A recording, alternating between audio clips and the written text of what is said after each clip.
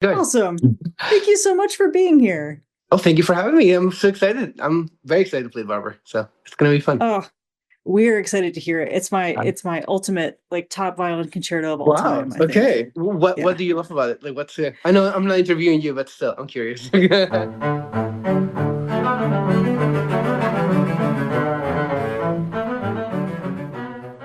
Hi everyone, welcome to OSA Backstage, and surprise, it's a Masterworks 4 twofer. Yes, we are talking with violinist Francisco Fullana.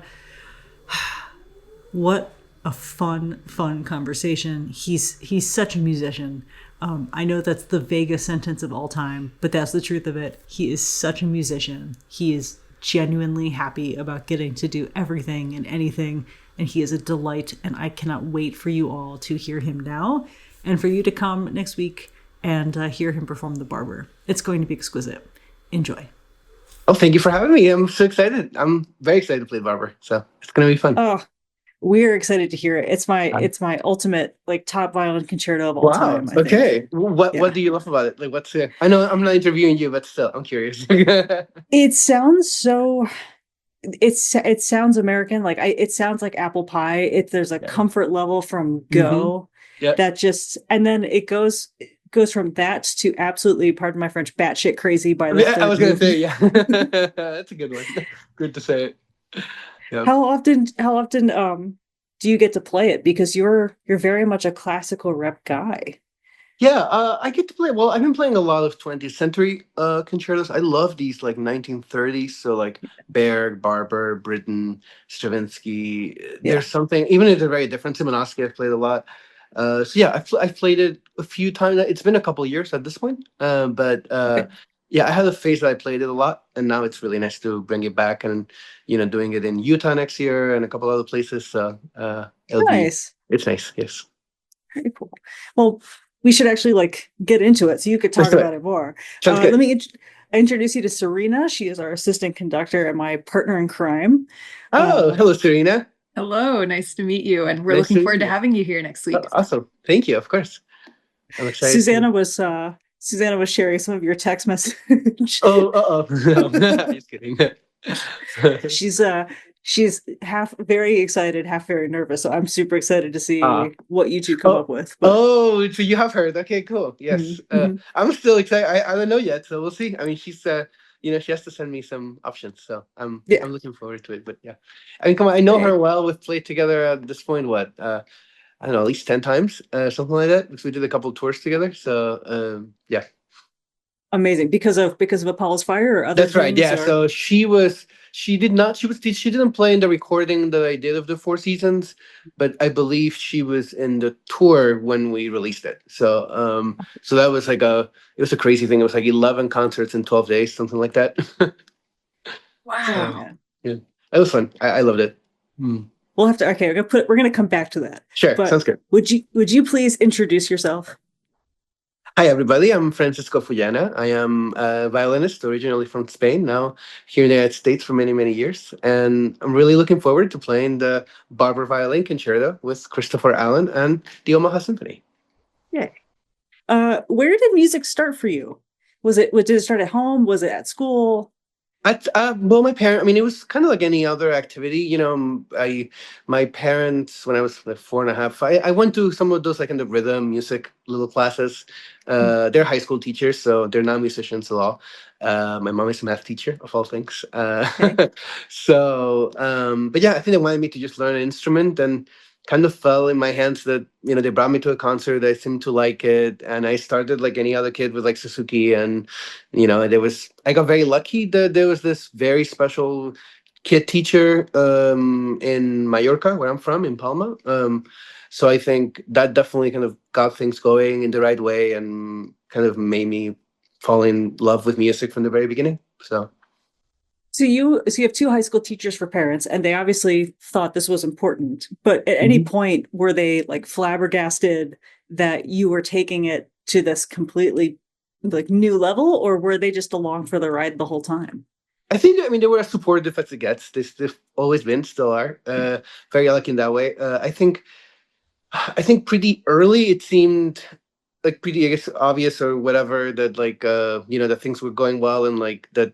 I should pursue this more seriously, or, kind of like really make it the main thing that I focused on outside of regular schooling. So yeah, I mean, they actually moved for me to study violin to Madrid from Mallorca when I was 11, which is pretty early. It's pretty, I always, as an adult now, it seems pretty crazy. So yeah, Yeah. Oh man, as an adult thinking about an 11-year-old, it's right. like It's it's like like thinking about it's a baby. yeah, it doesn't make any sense. And like, yeah, so when I was 8.5, there was this violin teacher, Varta Manuyan from Wisconsin University, passed a few years ago now, and he came to Mallorca to give like a master class and a recital or something. He had a friend there, and um, I was kind of the good little kid of the school, and so there's a bunch of high schoolers and whatever, and then I played for him Bach A minor first movement of the violin concerto, and and then he was like to my parents, there's this my former student lives in Madrid. You need to like send your kid to him. You should go every month to have lessons with him. My parents are like, we can't just like quit work a week every month to do this, but hey, we'll give it a shot. We'll visit him a couple times. And he was very good. Manuel Guillen, he's still, a good friend. And we ended up, going every 3 or 4 months and then eventually moving. So, yeah. Okay, that's super cool. So they went along with it from go. Okay. Yeah. And then you eventually decided to come to New York and Hmm. Juilliard.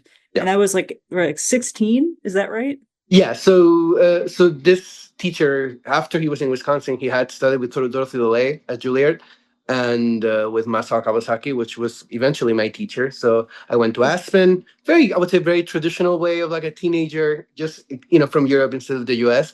But I would, so many of our colleague musicians have gone through Aspen at one point or the other, and so I went there, and yeah, I think it became pretty clear I needed some I would say like a lot of work in certain areas. And my teacher, so Kawasaki, was like, "Hey, like your kid is very talented." To my parents, like, your kid is very talented and all that, but we need to work on some things. Like, why don't you, if there's a way for him to come a year early to New York, have some lessons, prepare the audition, and then we can like really dig deep, as soon as possible.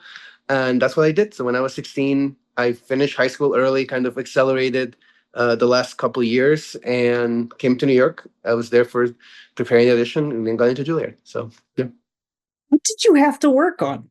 a lot of technical things, honestly. It's like I've had a very different, I would say, upbringing in terms of my music. Just as my strengths and weaknesses than a lot of my colleagues that are playing around.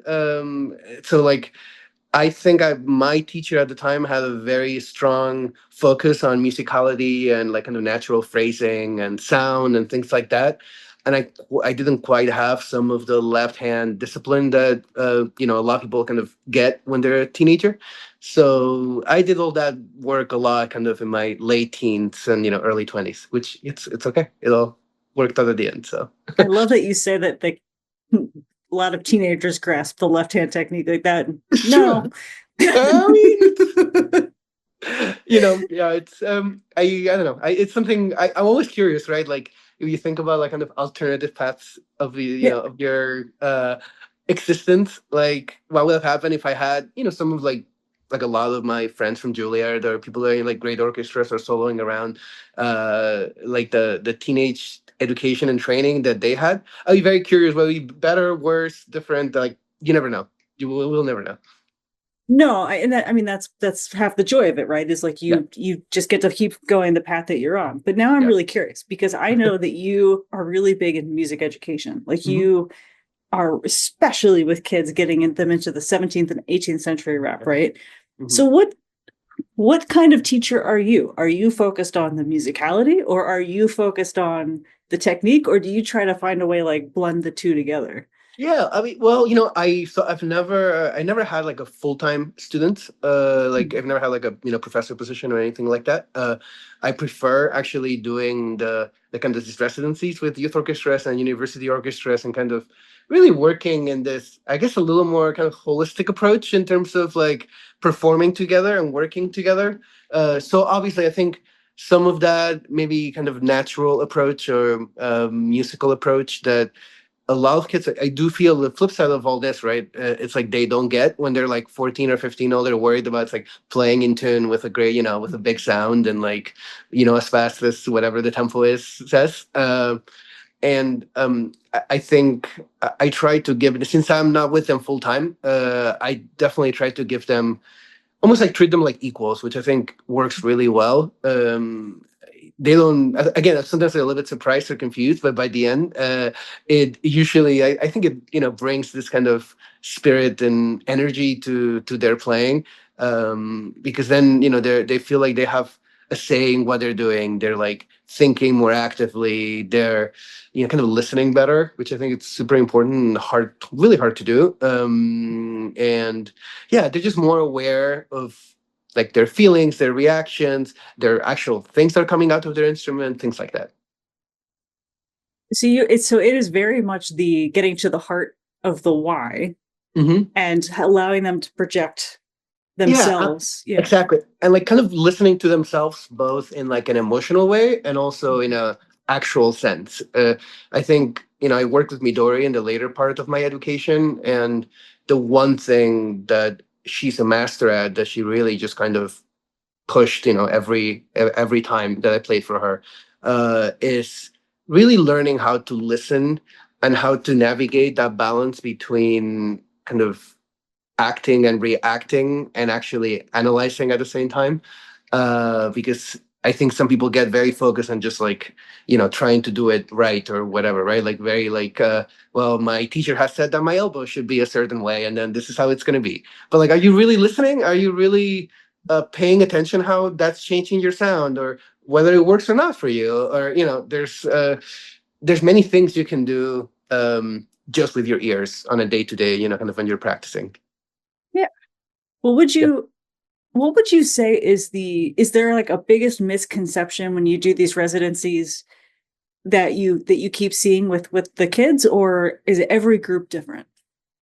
Every group is slightly different. I mean, in the case of like, especially when I do like this kind of conductorless, youth or kind of camerata style, like string orchestra projects that I love doing. The biggest thing I think it's like they're so used to just following whoever is either conducting or even playing. They're and this is a very basic, again, like in a way, as you get older, it's a very basic chamber music thing, right? Of like leading together and breathing together and like leading from the bottom, the sound, right? Like the cellist and the basses. And that's things that you learn, yeah, like in string quartets when you're maybe, especially in college or even a little bit later, right? In chamber music festivals, things like that. But if you talk to a 14-year-old kid in a, very good like music program somewhere, chances are they look at you like, what are you talking about? So yeah, so I think that's, to me, that's kind of always what I try to push for. So cool. It's so interesting because being an orchestra musician is essentially like, yes, I will go with the group. Mhm. I will do what is on the page. I will do Yeah. what the maestro is telling me, but at the same time, not sitting and waiting to Yeah. react and knowing what you're supposed to be doing. So Yeah.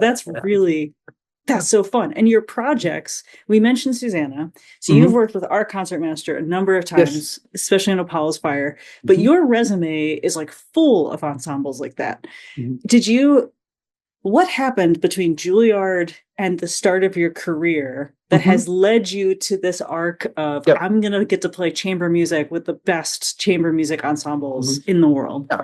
Look, I think a couple things happened. I mean, first of all, definitely as I was ending my grad school, postgrad, things like that, I got the chance to go to Marlborough Music Festival, which is like, again, that was what really kind of inspired me to be like, I wish I had this, like, because you get to play, with like Mitsuko Uchida or like Richard Good or, like the Guarneri Quartet members. And I played like Michael Tree's last concert as, there and things like that. And it's just super, super special, and you learn so much. And that's why, kind of this whole youth orchestra and kind of playing together idea came about. Because I don't think people should get that much earlier than when you're going to some, elite chamber music festival type thing. And then yeah, after that, I also spent a year and a half, 1.5 seasons at the St. Paul Chamber Orchestra as their co-concertmaster. That was, I always say, kind of my only full-time job I've ever had, and which was amazing. That's actually where I met Jeanette from Apollo's Fire. You know, got to play with like Martin Frost and Patricia Kobaczewskaja and some really inspiring people. And as my solo career was kind of doing its own thing and growing, and then I had to leave. I guess I couldn't really do both at the same time. Still, like, I got so much out of learning how to lead a rehearsal, learning how to play together with a fantastic group of people, crazy hard repertoire, week after week without a conductor in, kind of always very ambitious programming.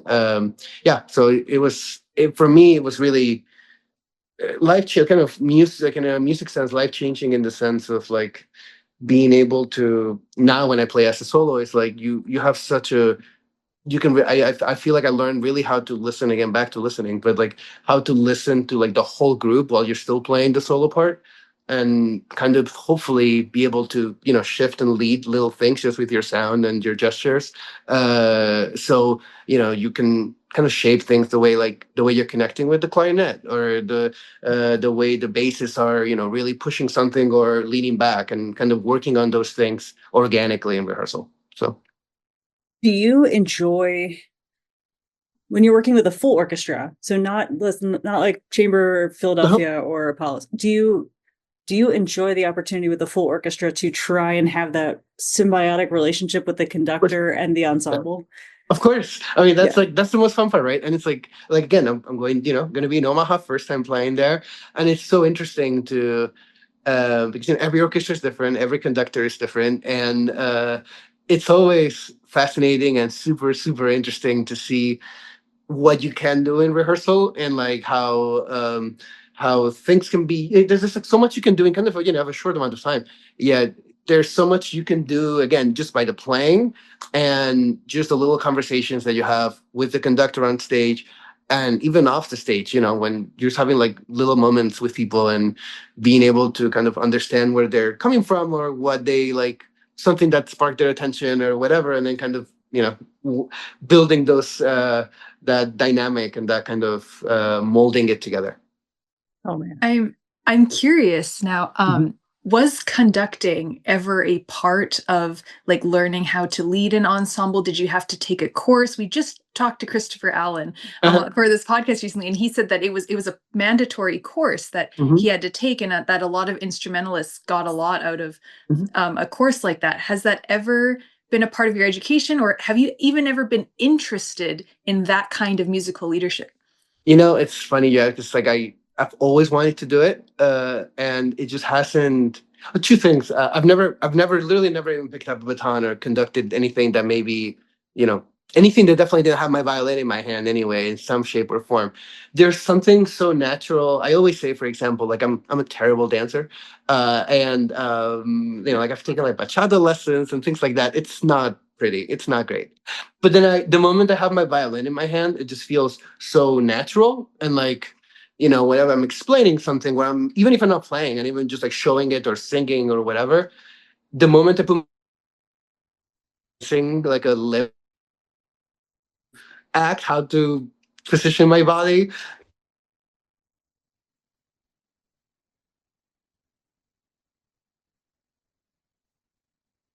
Hope we lost Francisco a little bit, I think. Okay, we'll wait. I'm so excited to get. Hopefully Francisco's internet comes back, but there you are. Okay, we sorry. briefly lost you. So you I'm were sorry. saying you're a horrible dancer, but Yes. when you put your violin in your hand and you get to demonstrate something or sing something, it becomes natural.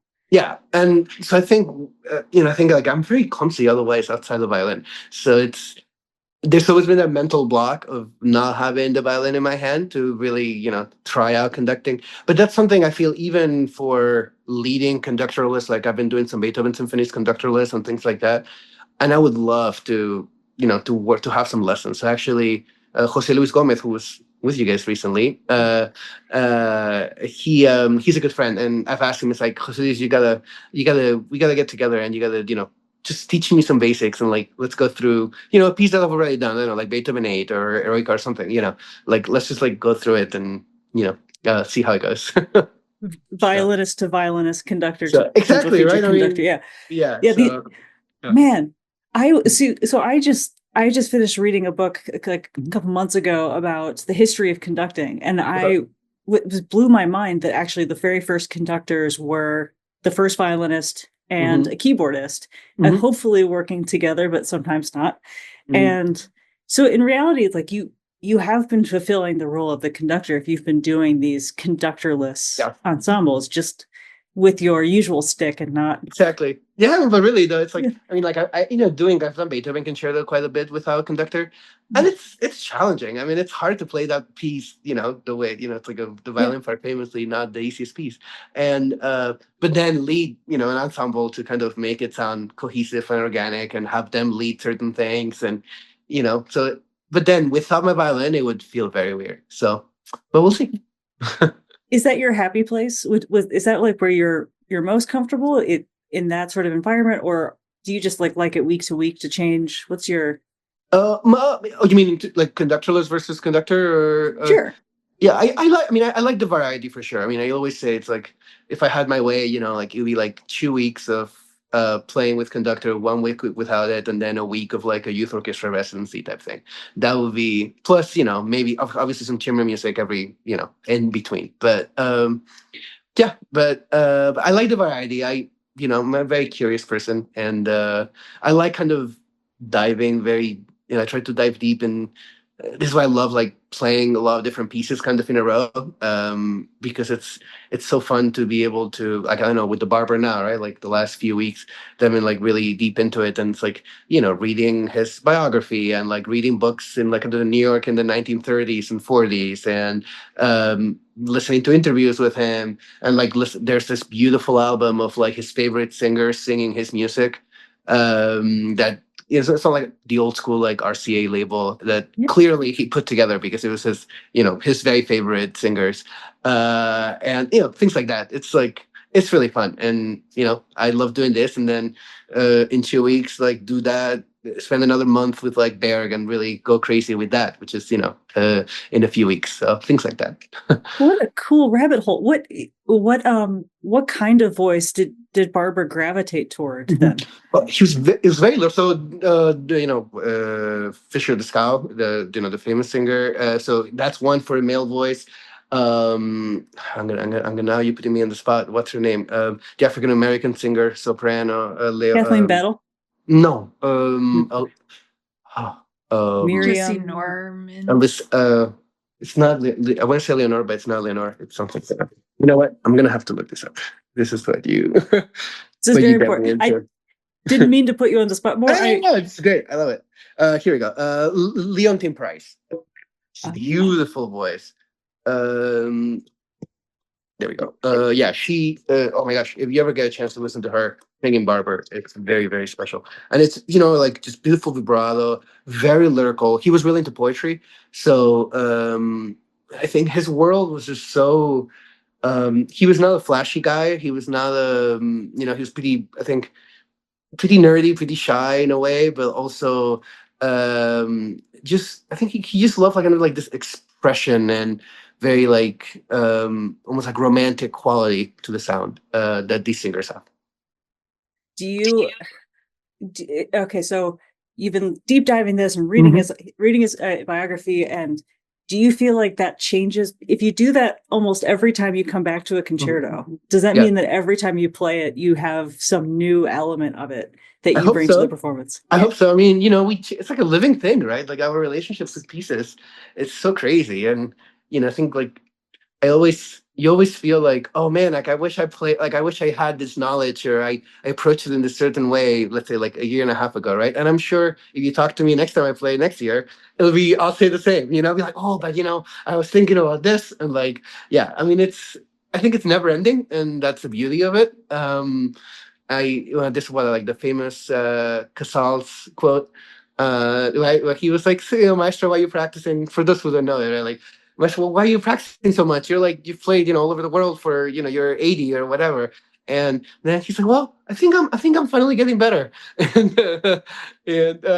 that's, I think every musician should feel that way. And I think that's that curiosity and that, yeah, like never ending search is what makes this job so special and so, so amazing. So, So, with this kind of curiosity and deep dive, is that mhm. kind of how you started your path towards playing on gut strings and like into that level of nerdiness? Can you talk about how does one even acquire gut strings? I think What Yeah, I are mean, gut what strings? are gut yeah, strings? ooh, that's a good Or, question. Yeah, so let's say, well, let's start from just kind of the basics, right? Like from until what 1900 or so, every violinist, every violin was played on these natural gut strings, which are made of lamb gut, kind of stretched and kind of curled together, very very thin and very delicate, and they have this beautiful, very warm sound. But in the halls, like like the big hall, like a Chillis Cedar Hall,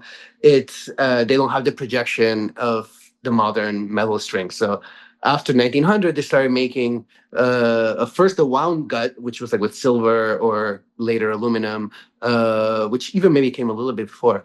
And then eventually they got rid of the last thing was under the E string, which they made of this like metal wire that's not even wound instead of the natural gut, right? So even Chrysler Heifetz played a lot of their careers in some sort of gut strings. And yeah, this famous Izai, for example, was one of the last people to switch late in his career, and Chrysler kept telling him like, man, you gotta switch to this CLE thing. It's amazing. So yeah, so of course you think about Bach, you think about Mozart, you think of these 18th century composers, all Vivaldi, of course, all their music was envisioned for gut strings, envisioned in certain cases for different tuning, a little bit lower. So the tension on the instrument was a lot lower. So actually, once we started playing with a higher pitch, which is now 440, 442, 19th century, they started changing the neck. They started putting the bass bar, which is this little bar under that's glued to the top of the violin underneath inside the box, making it thicker and stronger so we could have more tension and sound bigger and bigger as the halls were getting bigger and some of the music was getting, you really needed that power with the bigger orchestras. So yeah, that's kind of, I would say, the rundown of, the original gut. And these days, a lot of artists are, including myself, are uh, playing that repertoire with the or those original, kind of obviously not original gut strings, but like there are companies that make them in the same recipes as back then. So yeah, you can order them just online, just like everything else these days. There's this. There are a couple brands. The Aquila is the one I use, which is they have the most beautiful sound. They're this Italian. They're very delicate. They break very easily, like temperature changes, even if you have your hand on the neck of the violin for a little too long, things like that, they break very easily. But they sound the most beautiful. So if you're careful, it's worth it. But yeah, I started, kind of listening to a lot of Baroque music with period, in period playing. A lot of the English, the Trevor Pinnocks and Rachel Podgers, the violinists, things like that. And as I was learning more and more Bach, I started. It was actually Midori who recommended me to work with this Baroque flute player out in LA. So I started coaching with her. So I never actually had a Baroque violin lesson as all this was going on. And yeah, as I got to know Jeanette Sorrell from Apollo's Fire and a couple of Jonathan Cohen from Arcangelo in the UK, I don't know, I just felt very attracted to the kind of the physicality of the playing. You can really kind of dig into the string. You can really, they're in a way less forgiving than steel strings. You have to be, you can lose your contact. You can make like an ugly sound easier, but they're also much more flexible. So you can do a lot of things with like bow pressure and kind of bow arm weight control and things like that. A very involved playing, a very physical playing works really well, which I love because then I feel like you can really express things in a very almost like a primal way, in a very kind of very natural, very like in the moment kind of way. So yeah, that's why I eventually recorded a Bach album on gut and then the Vivaldi, and it's one of my favorite things to do for solo violin recitals, or like Mozart concertos and gut strings sound amazing. Yeah. And then when I play with steel strings, like I just played in Indianapolis, just the Four Seasons, but on obviously with the Malin Orchestra, so with steel strings, you still have the sound in your head, so you can do a lot of the things that you do on gut, even if you don't play with them. So I think they inform a lot of my sound and like the way I approach violin playing. So, is there, when you're doing something like the barber, and you've just come from, let's say you did just have like a concerto that you wanted the gut strings for, Okay. is there any time that you need to like physically change the approach, or are you no? I used to, but then I started. As again, a little crazy, as you can probably tell, and I'm very nerdy about these things. So I actually started doing these programs with two instruments. I'm playing at like 415, at 440, and going between like Bach and Isai and whatever. Uh, so so that really trained me. At one point, there was like during COVID, I was living in Northern California for a couple of years, right those like 2020 to 2022, and great friends of mine, great musicians, run a festival in Sonoma, and we're good friends, and they wanted to record all Beethoven, do like a live stream of all Beethoven sonatas at 4:30 on gut with like forte piano. They have this beautiful collection of forte pianos, and which are pianos of the time, right? Like 19th century pianos. That's a little bit smaller. They have a wooden frame, and yeah, so I was like, practicing to play. I don't know. I think I was playing. I want to say I was playing like Hardman and Berg somewhere else, because it was just starting to come out of COVID and starting to have more concerts again. And but then driving up 2 hours and then putting on like switching violins, playing at 4:30 like Kreutzer Sonata with like an hour of rehearsal, right? So that really taught me a lot. I felt like I'm able now to switch pretty quickly. So yeah. Wow. Yeah. Wow. Okay. So you have multiple instruments. I was actually going to ask, you talk about the bass bar. Mhm. Does your current main instrument have a bass bar installed in it now to handle like the Yeah. modern Yeah. So I'm workload? sure the bass bar is probably like a couple of decades. They get changed every 20 to 30 years. And yeah, so that's not original. The instrument is from 1735. It's a beautiful Guarneri that's on loan to me. And yeah, if you didn't have that, we had the original Guarneri bass bar from back then. I mean, it wouldn't even take the pressure that we put on with the frequent, with a 440 with the steel strings. Like it just wouldn't be possible. They've done so many modifications to these instruments. It's so crazy how over centuries, especially 19th century, Guillaume, the French maker, did a lot of this. Like, a lot of their backs are thinned out, so they vibrate more and they project more. The sound posts are thicker, the bridge is different. It's really just the wood of, any, again, like a modified version of the box and the head. That's what's original. So That's I just love that they can like Frankenstein it's in crazy. in some ways it is Frankenstein and yet keep like the hopefully the soul or the integrity Yeah, of the instrument throughout. Okay. yeah, yeah. Wow. Serena, I was asking if there was a bass bar installed into his current, it's Guarneri? Yeah. Okay. Because just trying to imagine like the handling as much playing as you do, which is Uh-huh. constantly. Okay. Oh my God, that's so cool. And you also, can we just back up? So you meant 415, Hmm. 430, and 440. You Yeah. you threw out all those numbers. So for someone Okay. who's not familiar, Yes. what does that Yeah. mean? Yeah. So obviously the A kind of is like, well, the orchestra tunes, right? And these days, the kind of the standard, you go to any symphony, any major symphony in the US is mostly 440, 441. In Europe, it's a little bit higher, like 442, 443, like Berlin Philharmonic is 443. So that means hertz per minute. Yes. No, per second. Well, I'm confused now. Per second, right? Yeah, per second.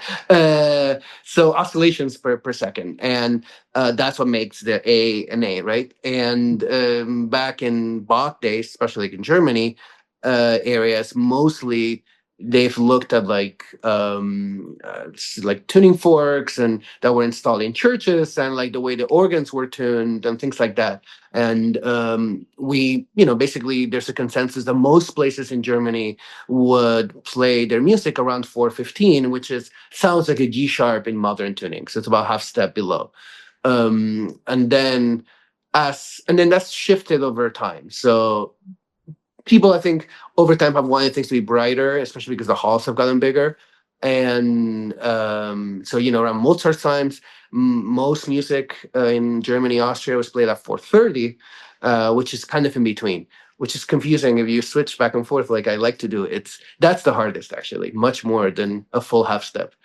Do you have perfect pitch? I do. So I had to like train it to turn it off, basically, to like ignore it. Yeah, that's kind of how I do it, because otherwise it would drive you crazy. So you have to whenever you switch instruments, or you're going to this whatever new set of things is, like, you have to literally say, like, this is the A now. I am the captain now. This is the A. And it was very, I kind of got thrown into the wolves with this the very first time I played at 430. It was with now his good friend Jonathan Cohen. He's an amazing Baroque and classical conductor and harpsichordist back. He's actually a cellist by training. He used to be like sub in the London Symphony Orchestra for when he was in his 20s. And so he was in St. Paul when I was there.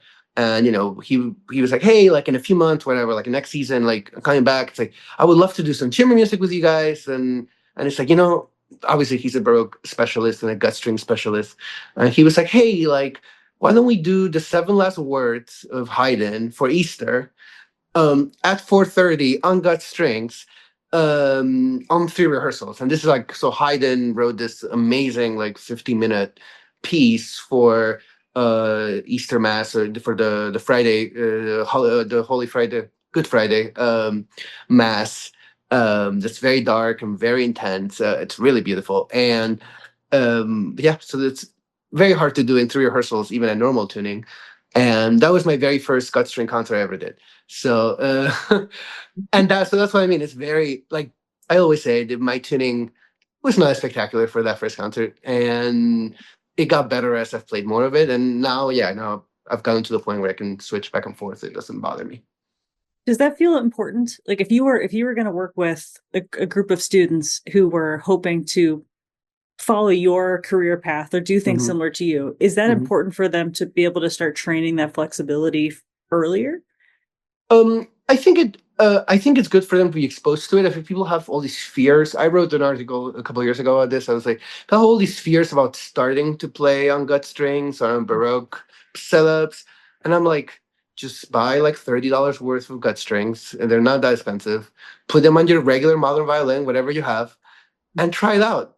Like that should be the first step. Then borrow a Baroque bow and try it out. And like you can do it so slowly, even starting with like holding your bow higher and because that kind of helps you with having a similar balance to a Baroque bow, and like the chords and all those things feel different, right? So like there's many ways that you can do it very slowly and not, you don't. Yeah, you don't have to get thrown in the deep end. I kind of did that, but I don't recommend it.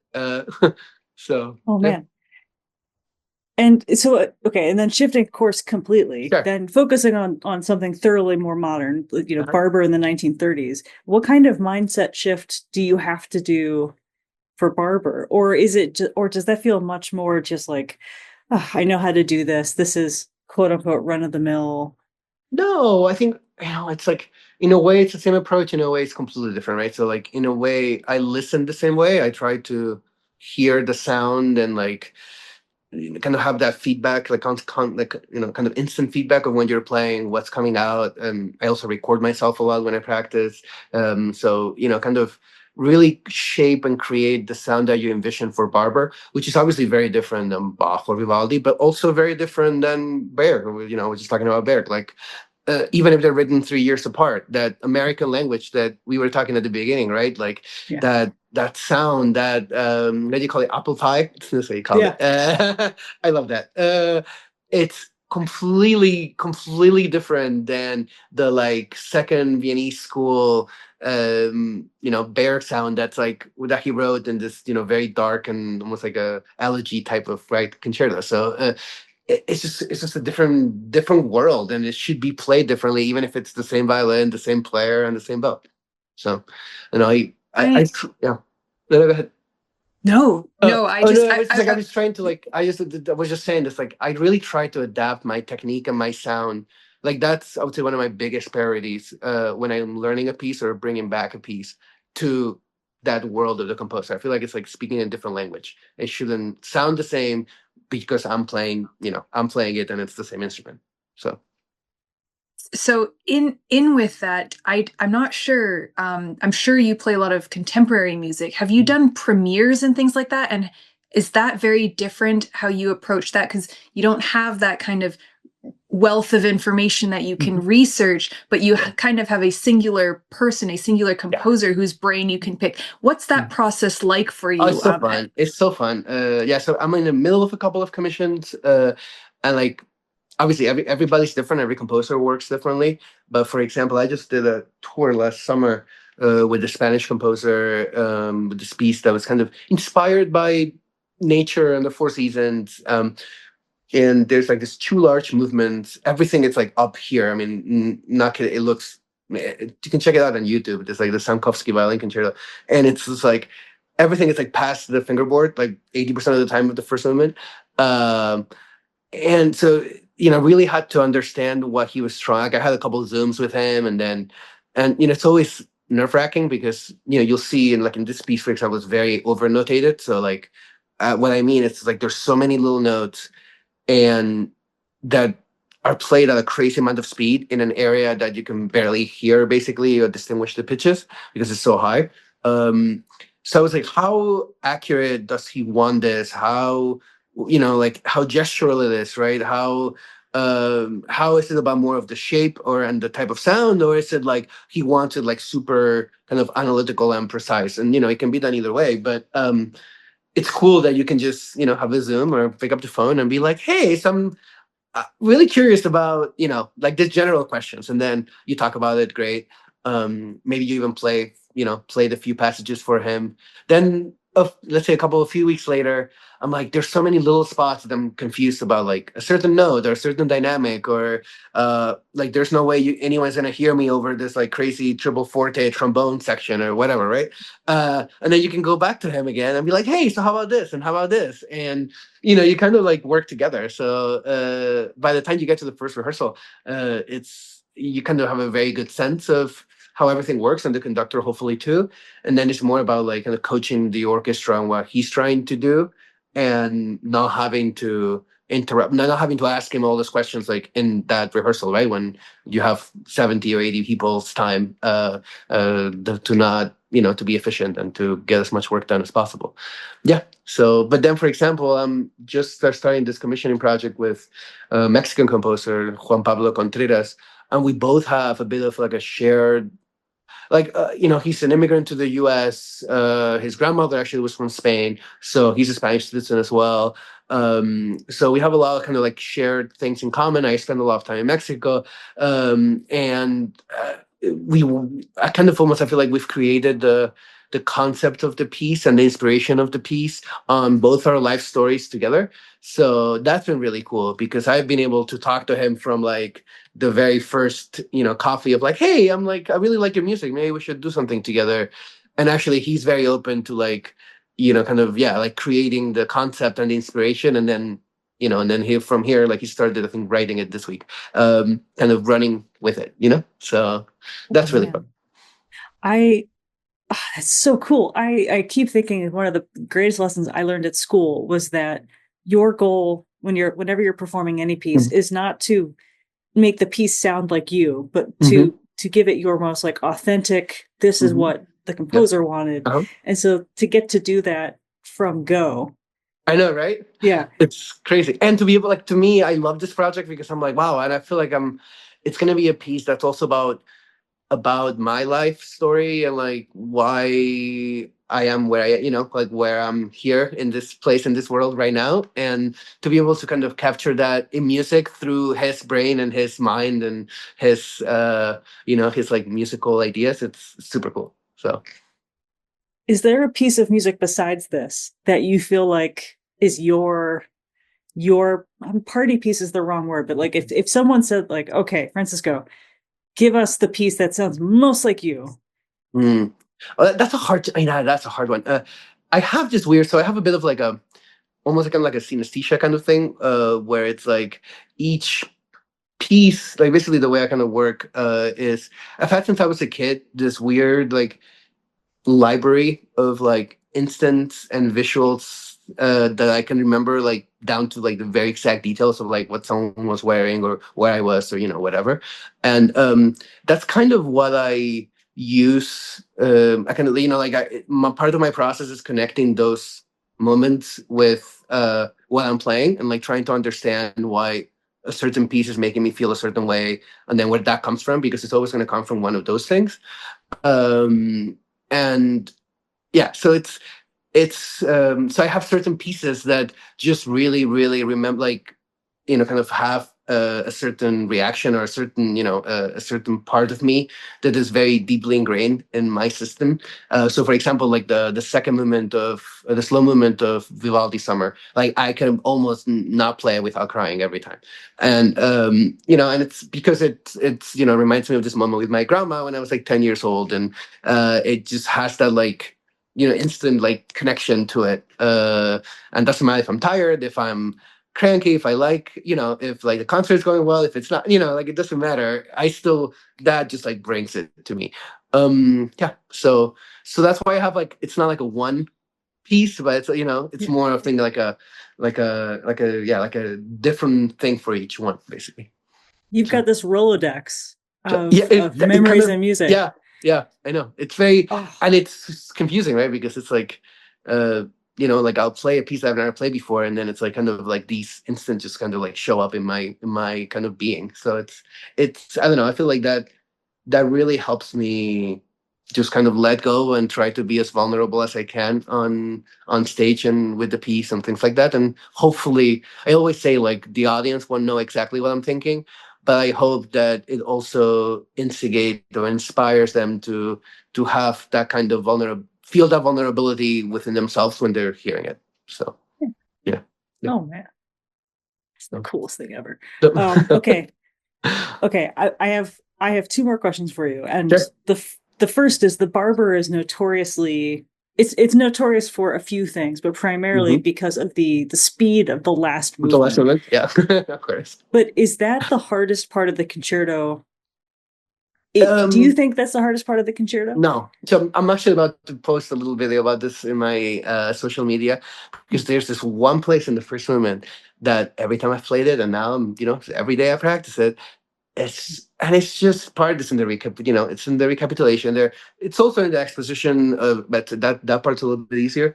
There are these like sevenths and sixths, like that is just so awkward because it's so beautiful. It's so natural that those lines at the beginning and of the first movement, and then all of a sudden he throws this thing that sounds easy but it's just super awkward to the hand. But you have to keep that sound and that kind of ethos that he starts the piece with, because it's 30 seconds in, I mean, in the re-exposition, basically when it repeats it. But yeah, it just, and you're by yourself, like the orchestra will have the long note and then you go da da da da, you like play this like little sixth thing, and then the next bar the orchestra comes back in, so you can really hear it. Yeah, so that's for me much harder than all the fast notes of the last round. Love that. I love that so much. It's such a great part of the movement too. It's such a neat effect because you're right. The intervals are totally Right, like da unexpected. da Yeah. and da da da da da da da, and it's just like this like cascade, right? Like this kind of like little waterfall of notes that is so beautiful and so unique, because they're not, like you hear these, either you hear it one way it's a sixth, the other here you hear it's the seventh, and it's just not an interval we use much in kind of romantic or kind of like a tonal, right, classical music. So yeah, it's a tough one. That's definitely the one for me. Oh, okay, great. Well, that's exactly what we'll be listening I know, right? Exactly. I feel like I've given it away now.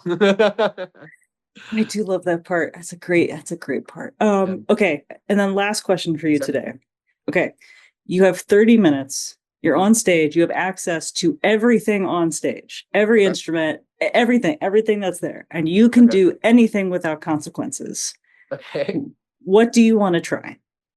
But is there like what's the are you asking about a piece or are you asking like is there an audience? Like what's the setup? That's completely up to you. In my Mm, mind, it's a stage full of instruments, but there's yeah. nobody else there. So you So don't, it's just me. it could just be you. If you prefer to have an audience, I would be curious, like, what would you try with an audience? Interesting. Mhm. Wow. I think oh wow. That's a very good question. I mean, I think there are a couple answers. Depends if it's just like I'm just trying to have fun. Probably play every weird percussion instrument I've always wanted to play. Like they're Mm. what do you know the one with like the little ball that's like the like has like a crazy sound, almost like a boink kind of sound. I forget which pieces use this, but I've seen it a couple times. Or the sheet, the metal sheet. How you know Yeah, the the sheets are the cool. the storm thing. Yeah, so that would be one thing. If I think um if there was an, I mean, like I think it'd be fun to do that with an audience, and then be able to try.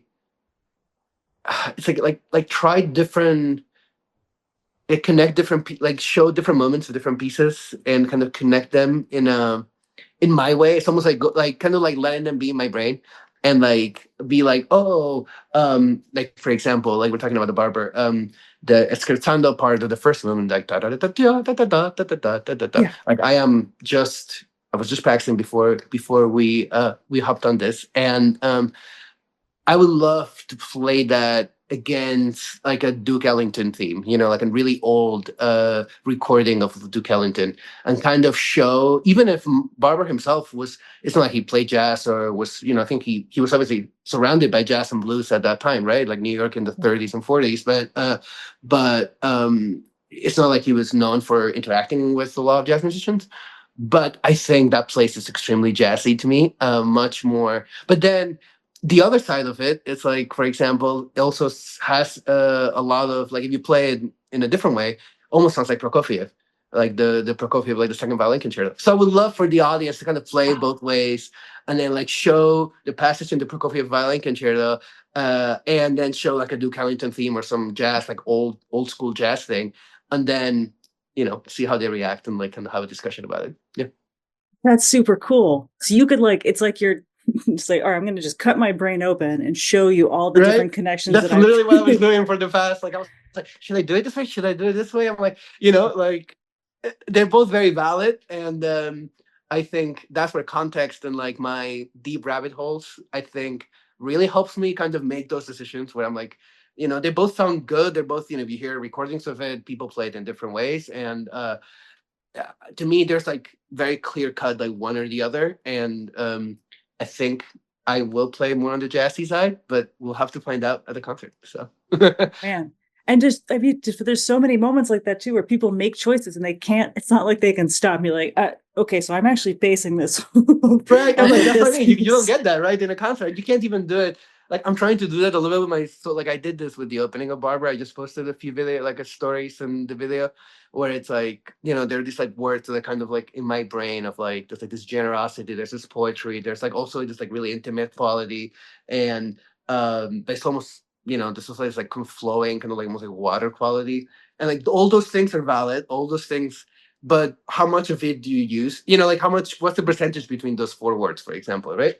And kind of balancing those dials, it's kind of that exploration that one does every day. So yeah, it's fun. awesome. I would love to hear a TED Talk by I don't know the about that, Francisco TED but Talk with an Yeah. orchestra. it's gonna get pretty rambling and maybe like a little what's the word I'm looking for? Like very chaotic. Like my brain goes very fast in many weird directions. That's why But PowerPoints exist. You just get someone with this like yes. push next slide, next slide, next I slide. know. You need. Well, I have friends that've done given like scientist friends that done a lot of TED talks, and like they coach. They really like break it down. They Yeah. they really help you kind of give that clarity and coach you through it. so then the TED Talk really is as impactful as a good TED Talk is. So yeah. Okay, well, I'm gonna put a pin in that for the future because I want to see the ribbon of here's 2 measures of music and here's all the thought that went into it. Yep. Oh, so cool. Francisco, thank you so much. Thank you both. This is fun. I can't wait to see you, in person, and can't wait to play together, and we'll have a great time. So We will. Thank you. We're looking forward. Thank you so much. Thank you so much. I really appreciate it.